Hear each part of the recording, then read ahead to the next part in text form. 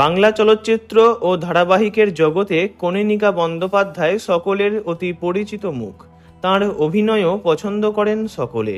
সেই কনীনিকা বন্দ্যোপাধ্যায়ের জীবনে নেমে এলো শোকের কালো ছায়া। মাকে হারালেন তিনি। দীর্ঘ রোগভোগের পর গত 1 এপ্রিল মঙ্গলবার বিকেল 5টা নাগাদ ইহলোক ছেড়ে পরলোকে পাড়ি দিয়েছেন তাঁর মা কল্পনা বন্দ্যোপাধ্যায়। প্রয়াণকালে তাঁর বয়স হয়েছিল 64 বছর। মায়ের প্রয়াণে কান্নায় ভেঙে পড়েছেন কনীনিকা ও তাঁর বোন ঋতিকাও। মায়ের চলে যাওয়ার খবর সোশ্যাল মিডিয়ায় জানান অভিনেত্রী। তিনি লেখেন, একরাশ যন্ত্রণা নিয়ে জানাতে চাই যে আমাদের প্রিয় মা কল্পনা বন্দ্যোপাধ্যায় আমাদের ছেড়ে স্বর্গবাসী হয়েছেন। এদিন প্রতিটি কথায় বারে বারে মাকে স্মরণ করেছেন তিনি। তাঁর আফসোস, মঙ্গলবার প্রতিদিনের মতোই শুটিং করতে গিয়েছি।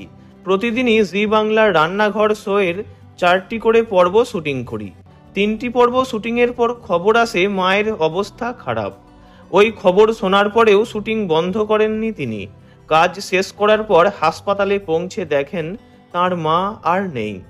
বলতে বলতে কান্নায় ভেঙে পড়েন কনীনিকা। তিনি বলেন, কাজের চাপে গত 7 দিন এত ব্যস্ত ছিলাম যে মাকে দেখতে যেতে পর্যন্ত পারিনি। গেলে হয়তো বুঝতে পারতাম মায়ের যাওয়ার সময় এসে গিয়েছে। অভিনেত্রী বলেন, দক্ষিণ ভারত থেকে শুরু করে মাকে কত চিকিৎসকের কাছে নিয়ে গেলাম। কোনো চিকিৎসকই বলতেই পারলেন না যে আমার মায়ের ঠিক কী হয়েছিল। কল্পনা দেবীকে রোগ প্রতিরোধ বাড়ানোর জন্য 2টি টিকা দেওয়া হয়, কিন্তু তাতেও কোনো উপকার হয়নি। বোন ঋতিকাকে নিয়ে মাকে দাহ করে কনীনিকা যখন বাড়ি ফেরেন তখন রাত 2:30। আজকে কি শুটিং করবেন তিনি? কনীনিকা জানিয়েছেন এই একটি দিন তিনি শুটিং থেকে ছুটি নিয়েছেন। বৃহস্পতিবার থেকে আবার পুরনো রুটিনে ফিরবেন।